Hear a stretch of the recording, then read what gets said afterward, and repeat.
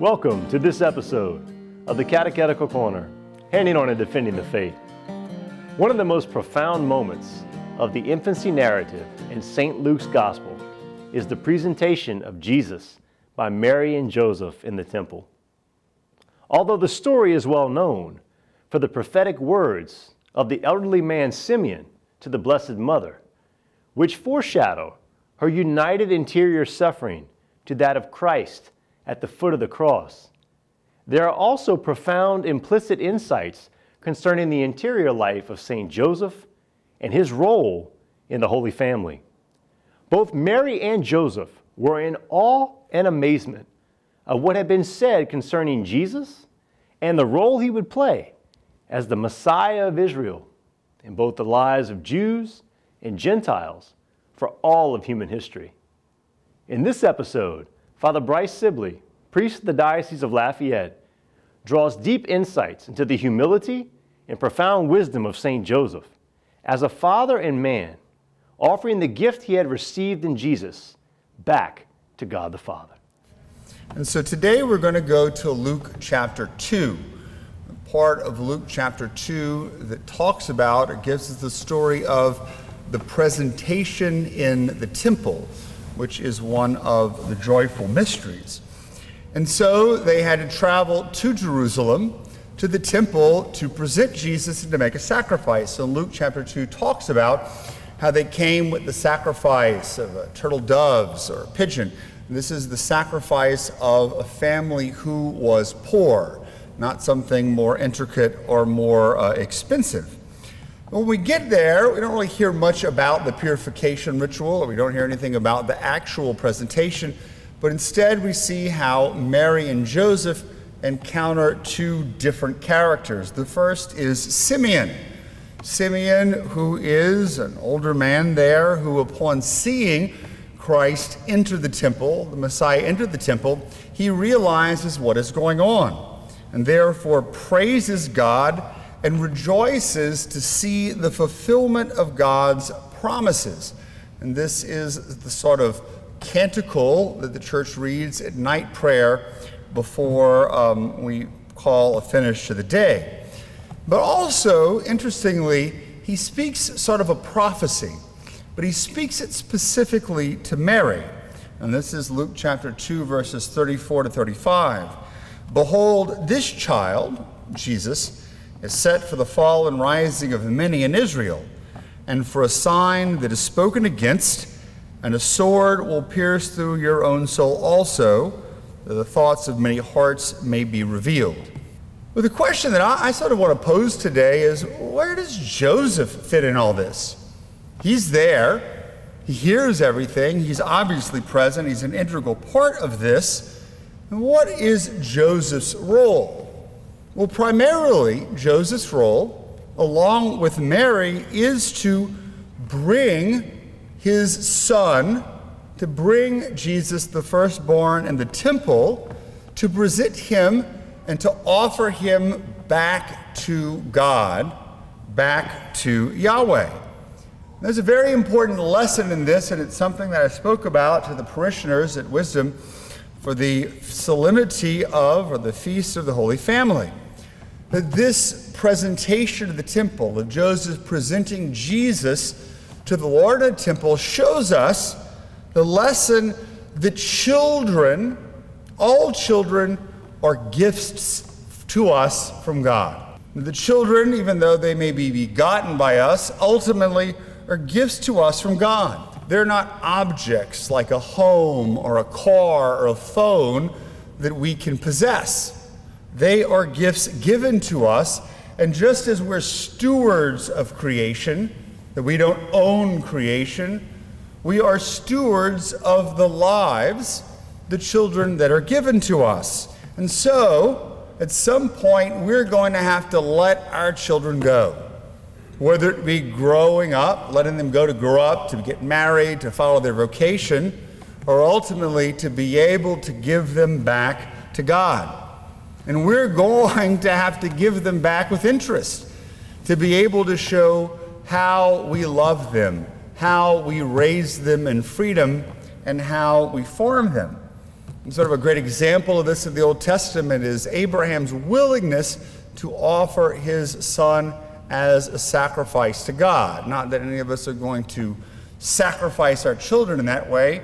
The willingness to be able to offer what has been given to us, even the thing that is most precious, our children and their lives, back to the Father, who is the source of all good gifts. And so in order for a parent to be able to do this, in order for Joseph to be able to do this, he's got to be able to love his child, but as we'll see, to love him in a way that he doesn't hold on, that he doesn't grasp, that he doesn't cling on to the child. And Joseph does this and is able to do it in a very real way because he realizes that he's not the biological father of Jesus. He realizes that he is the foster father. So what do we call this love that Joseph expresses to Jesus and that we all should express to our own children and to a great degree we should express to anyone that we meet? So I want to talk a little bit about Pope Francis because he talks about this, and it was so beautiful in that letter that I mentioned last night that hopefully some of you went and read, Patris Corde, the Heart of the Father, talks about the love of Joseph for Jesus as this possession and detachment of not holding on to Jesus as an example of how we ought to love our own children. And I think it's earthly parents, but I would also say that it's spiritual fathers and spiritual mothers too. That priests and religious can learn a lot from this. And so it's a long quote, but it's a very beautiful one, and I'm going to do, like I did last night, my best to try to explain it and to sort of flesh it out. So Pope Francis says, being a father entails introducing children to life and reality. Sort of extending upon what we talked about last night, learning to accept reality as it is, to not have these false expectations or not to be idealistic, not holding them back, being overprotective or possessive, but rather making them capable of deciding for themselves, enjoying freedom and exploring new possibilities. Perhaps for this reason, Joseph is traditionally called a most chaste father. That title is not simply a sign of affection, but the summation of an attitude that is the opposite of possessiveness. Chastity, and I'm going to say it's for people who are celibate, but we're all called to be chaste of heart. We're all called to be chaste. Chastity is freedom from possessiveness in every sphere of one's life. Only when love is chaste is it truly love. A possessive love ultimately becomes dangerous. It imprisons, constricts, and makes for misery. God himself loved humanity with a chaste love. He left us free even to go astray and set ourselves against him. The logic of love is always a logic of freedom. And Joseph knew how to love with extraordinary freedom. Let me say that again. Joseph knew how to love with extraordinary freedom. He never made himself the center of things. He did not think of himself, but focused instead on the lives of Mary and Jesus. It's a beautiful quote. And again, much more beautifully and succinct than I can put it, he describes the love that Joseph had for Mary and Jesus and the chaste love that we ought to have for our children and the other people that the Lord has given us to love. And so the presentation in the temple and what it sort of signifies or what it means on a deeper spiritual level is one of the mysteries in the life of Jesus and Mary, sort of exemplifies the attitude that Joseph has throughout his entire life.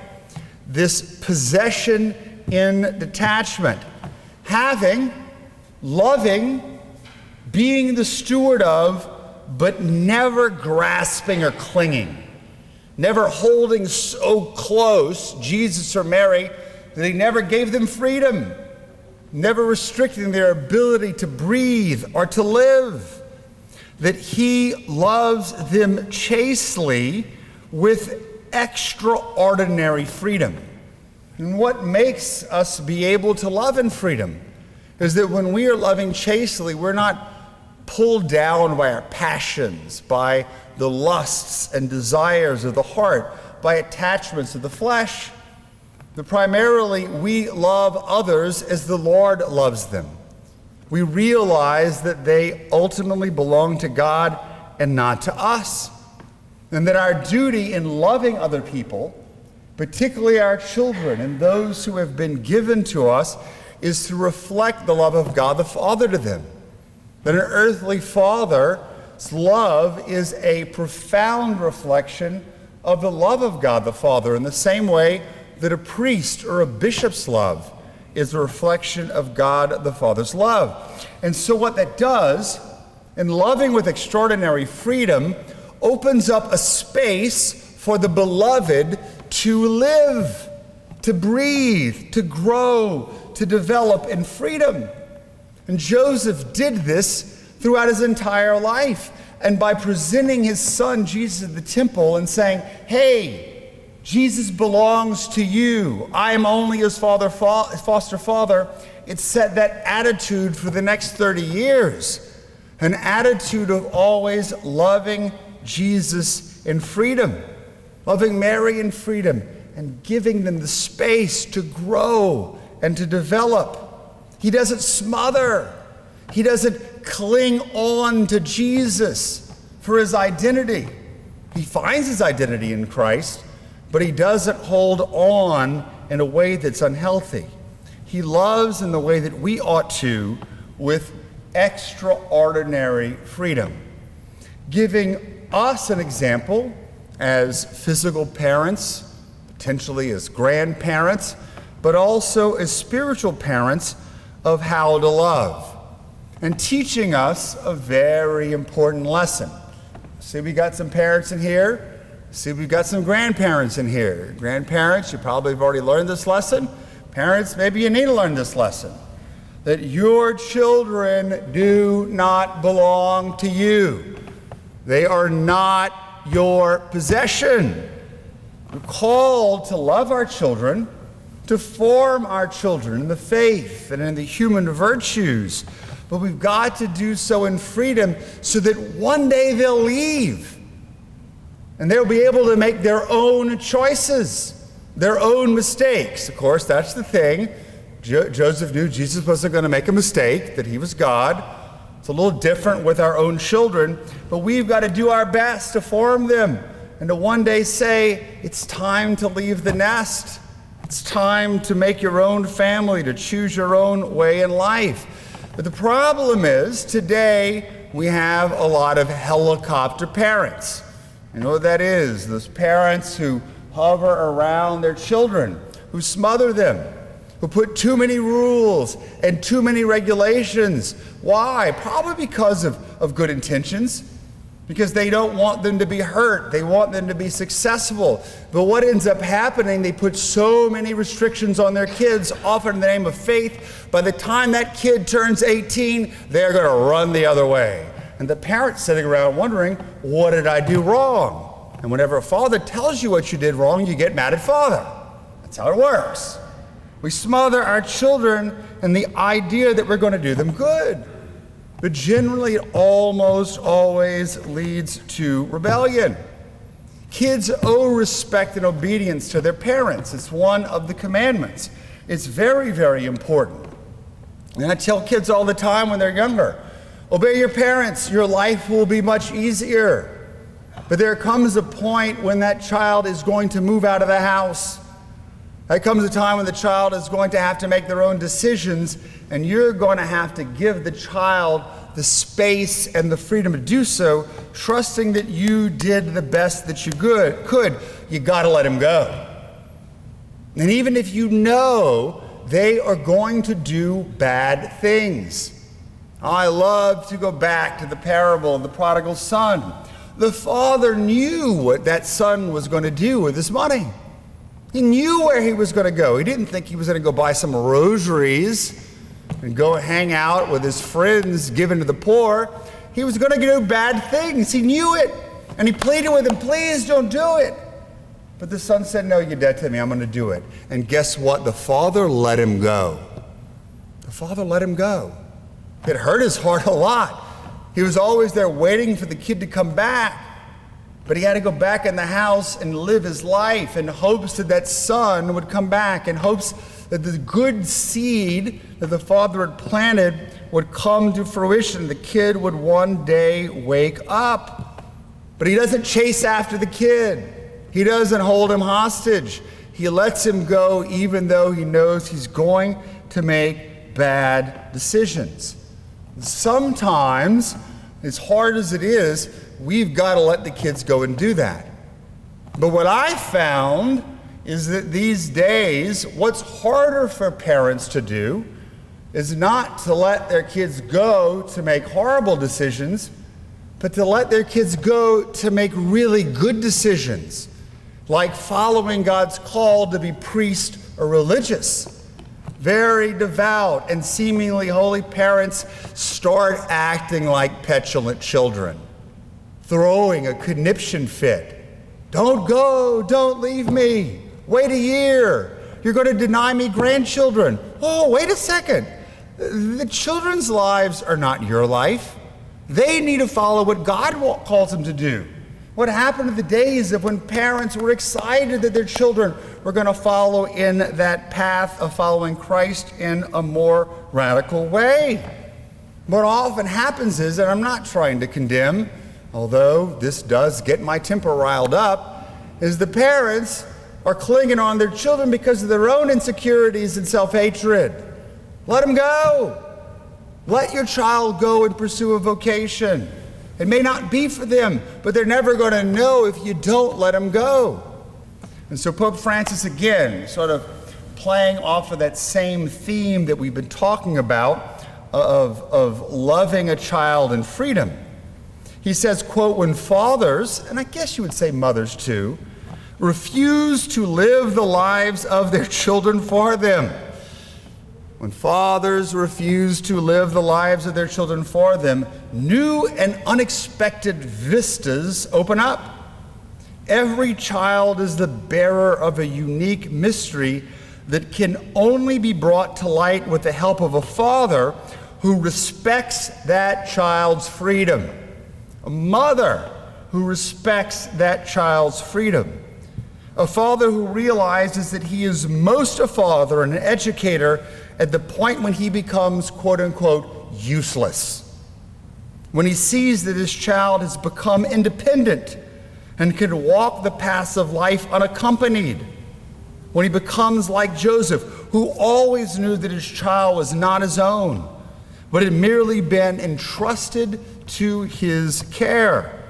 In the end, this is what Jesus would have us understand when he says, call no man your father on earth, for you have one Father who is in heaven. We've got to be able to believe that we're following the Lord's will and loving our children the best we can. Or we're going to love our kids like St. Joseph? Probably not. Probably not. But we're going to do the best that we can, and we're going to say, it's time for you to go make your own decisions, to let our children become the men and women they are called to and exercising their freedom. This is what Joseph teaches us in presenting Jesus in the temple.